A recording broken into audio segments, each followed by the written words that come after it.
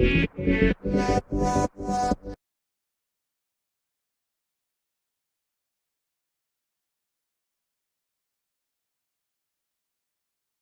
our tutorial for today, we're going to learn how to send a notification in Roblox.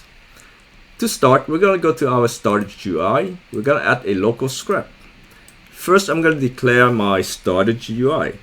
So local starter GUI equals to game colon get service started GUI. I'm going to wait for 8 seconds. And then I'm going to use the set core method from the started GUI. So I'm going to say started GUI colon set core. My set core method is going to have two parameters. The first parameter is going to be send notification. The second parameter is going to be a dictionary. If you want to learn more about dictionaries, we do have a tutorial on dictionaries that you can refer to. So the first parameter in my dictionary, the first entry, is going to be title. I'll set equals title equals to, let's just say welcome message.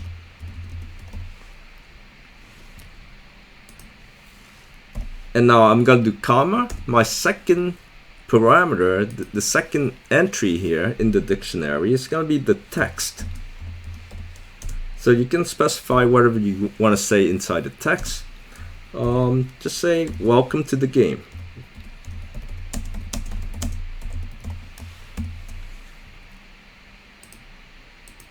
Alright, so now if we play to take a look, give it a few seconds. And look at the bottom right corner here. There it is. Welcome message is the title. Welcome to the game. I'm not sure if you recognize this, but it looks very familiar. It looks very similar to that message notification that you get when you get a badge inside the game. Now, if you like, you can also add an image to that notification. So just do comma. And the next entry is going to be icon. We'll set icon equals to. Now we're going to have to go to our toolbox to get an image. So for example, I'm going to get the image of this fire here. I'm going to copy asset ID. And then I'll go back to my icon here. I'm going to say RBX asset ID colon slash, and I'm going to do Control V to paste. I'm pasting in the asset ID from the image that I've copied from my toolbox. Alright, so that's how you put an icon, an image icon into your message. And there's also another parameter that you can use, is the duration. So if you don't use the duration, I believe the default is 5 seconds, but don't quote me on that. Approximately 5 seconds, I believe. And you can specify whatever duration you like. Over here, this one is gonna be 10 seconds. Alright, let's play and take a look. So now our message should have an image and it should last for 10 seconds. And there it is. You see the image of the fire and it should last for about 10 seconds. So basically that's all that you needed to do to send a message notification to all players in the game when they join the game. On the other hand, if you have a script on the server side, for example, if I have a script inside server script service that wants to trigger this message, then what I would have to do is I would have to declare a remote event.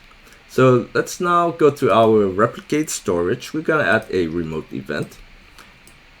And our script on the server side is going to trigger that message. It's going to send that message to all players. So let's see. We're going to say game. Well, let's wait for 10 seconds first. And now we're going to say game dot replicated storage. dot remote event colon fire all clients. So we're sending this notifications to all clients. And on the local side, we're gonna have to catch that remote event. So let's go to our local script. I'm gonna come down here. I'm gonna say game dot replicate storage dot remote event dot on client event colon connect to a function. And I'm just gonna move this into the function. I'm gonna remove the wait here. We don't need the wait there anymore because we're waiting on the server side already. So as soon as the server side fires the remote event, we're gonna do this immediately without any waiting. So I'm just gonna cut this and paste it inside the function. Let me remove some extra space here. Let's now play and take a look. We're gonna give it a few seconds again. And there's the message. Welcome message, welcome to the game. In this case, our message is triggered from the server side. The server side fires the remote event, and then it triggers the local side to display that message. And the server side can also set the messages for that notification. For example, here I'm passing two parameters. My first parameter is congrats. My second parameter is all players get 10 points. And I'm passing them to the local side. So the local side is going to receive those two parameters here into my function. And I'm using those two parameters here for the title and the text. Let's play and take a look.